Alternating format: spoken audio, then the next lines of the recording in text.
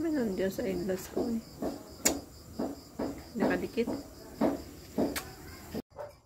Good morning! Good morning, guys! Yes! Hindi ko alam kung kailan tong video na to, pero ang dami kong mga video dito ng gipang film ko, gipang video, na hindi ko pa na-upload. Pero, ngayon, i-upload ko na. Ang tagal nito, mga 2 months ago na, siguro. Hindi ko lang na-upload kasi busy ako sa kaka-live ko sa kabila, sa may update. Yes. Yun, nakikita nyo naman yung nakikita nyo naman yung nakikita ko. Nakikita nyo ba yung nakikita ko? Magsasabaw ko dyan ng isda ng pampasabaw, syempre. Oh, diba? Diba? Wait lang guys, sa ating topic. Ano pa pinapakita ko dyan yun? Nagpapakulo ako ng pangsabaw ng isda. Pitulit ko. Music kasi yung kapitbahay na babatter ako. Hindi naka-play yung aking video. Bakit parang hindi kumukulo yung apoy ko dyan? Parang hina. Or baka kakasalang ko lang. Ilagay natin yung konting okra. Yun, nilagyan ko ng okra. Pampa. Naniniwala pa ko yun na ang okra is pampa. Pampadagdag katas, pampalapot, pampambasta. Pag kumain ka daw niyan, ayun ko, totoo ba yung mga kasabihan? Well, totoo naman ata siguro. Healthy naman yan. Maganda naman yung gulay sa katawan. Diba? At hindi ko rin alam kung totoo ba tong sabi nila na mas masarap daw yung mga single mom. Tama ba? Ay, kasabihan na naman yan eh.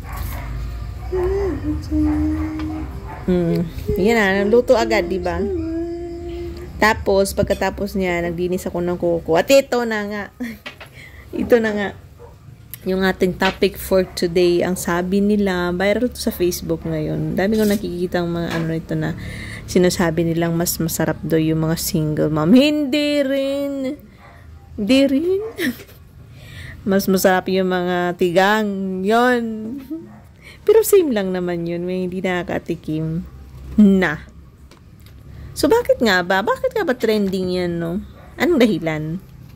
So, wala naman tayong specific na explanation yan. Ito ay haka-haka lang. Balita lang to ng mga chismis. Dahil is mas yummy daw mga single mom. Kesyo. Ito na. Pagkakaalam ko, nagiging mas yummy lang yan. Siguro sa kadahilanan na nagiging palaban sila. 'Di ba? Pagdating sa mayroon na silang ginagawa or pagdating sa alam niyo na yun giyot-siyot sa kayo pagdating sa plok-plok ba. Di ba? Yan yung explanation nun. Hindi naman as in totoong mas masarap, mas yummy pag single mom. Hindi yun. Parang yun yung lang yung na kasi magiging mas palaban siya. Parang nandun yung magiging kasabik-sabik sa ginagawa nyo pagdating sa, alam niyo na, alam niyo na yung sasabi ko, pagdating sa mga plok-plokan na yan. So, yun, mas nagiging mapusok ang babae. Kaya sinasabing single mom or even single dad. Kasi, syempre, medyo nandun yung pananabik, yung na-miss nila yung ginagawa nila before, bago sila naging single, bago ang lahat, diba? Kaya siguro yun yung sinasabi lang, masarap ang single mom, single dad, or ganun, diba? So, hindi totoo yung sasabi nga. Pero try nga natin, char. Hindi ako single pero ayun. Oh, yun yung isang explanation no, kasi nga siyempre matagal yung na hindi nagagawa yung mga ginagawa nila dati. So, that's why nagiging mas palaban, mas gumagante, mas nagiging agresibo, at mas nagiging, alam mo yun, maganda. Mas nagiging nag-aapoy. Ano ba yung explanation natin? Mas nagiging maganda yung flow ng, yun, pagpoplok-plokan nyo. Ano sasabihin ko? Ibang plok-plokan, iyutan. Sure. So, naglinis ako dyan ng kuko. Ang ano ko dati, no, ang sipag ko maglinis ng kuko ko. Ako na lang naglilinis niya. Nag-start niya yan dyan. Kasi nga, last year, natanggal yung kuko ko sa paa. Iyak na ako ng iyak noon. Parang 3 gabi ata ako hindi nakatulog noon. As in, ang sakit sobra. Natanggal yung kuko ko talaga na murder.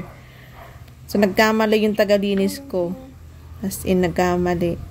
Natusok ata, nasugatan. And then, hindi ko naman siya binasa agad pagkagabi. Pero natanggal talaga na infection ata. Basta na ano siya, natanggal. And then, parang sabi ko, hindi na talaga ako magpapalinis. Kasi grabe, para ka talaga maiihi sa sakit, sa sobrang sakit. Yung dahan-dahan, parang daming ano na lumabas na, alam niyo, katas. Sa kuko ko. Ayan guys, so di ba ang ganda? Ayun, huwag na kayong maniniwala sa sinasabi nilang baka maghanap kayo bigla dyan ng single mom. Doon naman, meron naman, meron naman din relate doon. Dahil nga, single, yummy daw. Yun lang ang pagkakalam kong isang explanation. Dahil namiss nila yung dating ginagawa nila. So, nagiging, pagdating na sa, meron na silang kasama, meron na silang partner. So, nagiging mas mapusok, mas kasabik-sabik yung ginagawa nila. And then, kaya nasasabi na, mas masarap yung single mom, single dad. Parang yun lang alam kong explanation. Pero wala naman tayong scientifically mas masarap talaga kasi parehas lang yan bibingka. Char. Same lang yan. So that's for today guys. Bye. See you next time. See you tomorrow. See you next year. Bye.